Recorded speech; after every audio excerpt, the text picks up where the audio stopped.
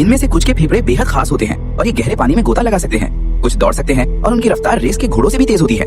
कुछ में जबरदस्त टक्कर सहने और मारने की ताकत होती है। कुछ ऐसे भी हैं जो टाइटन डायनासोर की तरह अत्यधिक ठंडे इलाकों में रह सकते हैं। एशियाई बैल, जो व्हेल और डॉल्फिन के दूर के रिश्तेदार माने जाते हैं, लगातार जलीय जीवन के अनुसार खुद को ढाल रही हैं और उनकी गोता लगाने की क्षमता आज भी विकसित हो रही है। खड़े होने पर इनके कंधों की ऊंचाई लगभग 2 मीटर तक होती है। ये सिर्फ आक्रमण में ही शक्तिशाली नहीं होते, बल्कि दूसरे बैलों के हमलों को सहने में भी सक्षम होते हैं। इनमें गोता लगाने की अद्भुत क्षमता होती है, जो केवल मांसपेशियों की ताकत से कहीं आगे है।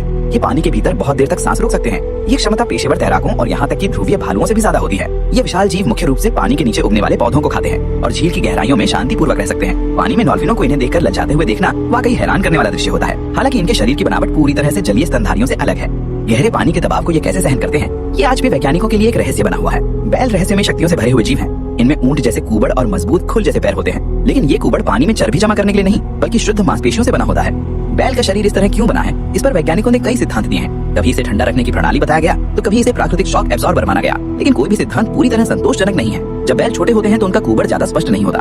जैसे जैसे वे बड़े होते हैं, उनकी मांसपेशियां और भी विकसित होती जाती हैं। इनकी दहाड़ इतनी शक्तिशाली होती है कि 100 मीटर दूर तक खिड़कियों के शीशे हिल सकते हैं। इतना भारी होने के बावजूद, जिनका वजन आधे टन से भी ज्यादा होता है, इनकी दौड़ने की गति किसी शुद्ध नस्ल के रेस घोड़े से कम नहीं होती। हर साल पश्चिमी इलाकों में बैलों की दौड़ आयोजित की जाती है। हालांकि इनके शरीर की बनावट सवारी के लिए नहीं बनी होती, फिर भी ये बेहतरीन सहन शक्ति और फुर्ती दिखाते हैं। मेडागास्कर में ऐसे बैलों की संख्या स्थानीय आबादी से भी ज्यादा है। टेक्सास में पाए जाने वाले लंबे सींगों वाले बैलों के सिर पर 2 बेहद लंबे सींग होते हैं। उनके पैरों की लंबाई लगभग 2 मीटर तक होती है और सींगों का फैलाव लगभग 4 मीटर तक हो सकता है, जो एक छोटे विमान के पंखों के बराबर है। ये विशाल सींग बेहद नुकीले और मजबूत होते हैं, इतने शक्तिशाली कि ये आसानी से कारों को भी भेज सकते हैं। निसंदेह ये इनकी सबसे घातक रक्षा हथियार है, जो आक्रमण और विनाश की क्षमता से भरपूर है। हालांकि दिखने में ये लंबे सींगों वाले बैल बेहद डरावने लगते हैं, लेकिन इनका स्वभाव आश्चर्यजनक रूप से शांत और सौम्य होता है। टेक्सास में महीनों तक बिना बारिश के भीषण गर्मी रहती है, फिर भी ये बैल वहाँ सुरक्षित रूप से पनप सकते हैं। दूसरी नस्लों की तुलना में इनकी सहन शक्ति कहीं ज्यादा होती है। यहाँ तक कि चारों ओर शेर और भेड़िए भी हों, तो भी इन बैलों की सुरक्षा को लेकर चिंता करने की जरूरत नहीं होती, क्योंकि शिकारी इनके पास आने से कतराते हैं। रोएदार बैल दिखने में किसी विशाल फर वाले खिलौने जैसे लगते हैं। इनके कंधे की ऊंचाई 1.8 मीटर तक और वजन 1 टन तक हो सकता है।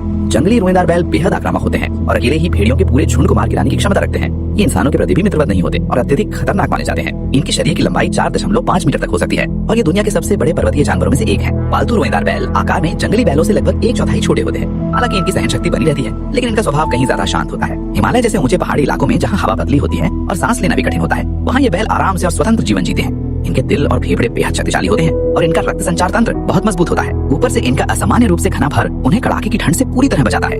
लेकिन जब ये ऊंचाई से नीचे गर्म इलाकों में आते हैं, तो ज्यादा तापमान और ऑक्सीजन की अधिक मात्रा इन्हें बेहद असहज कर देती है। गहरे पानी से लेकर ऊंचे पठारों तक, रेगिस्तान से लेकर हरे भरे मैदानों तक, प्रकृति की ये अनंत शक्ति रहस्यमय रूप से विकसित होती हुई हमारे सामने लगातार चमत्कार रच रही है।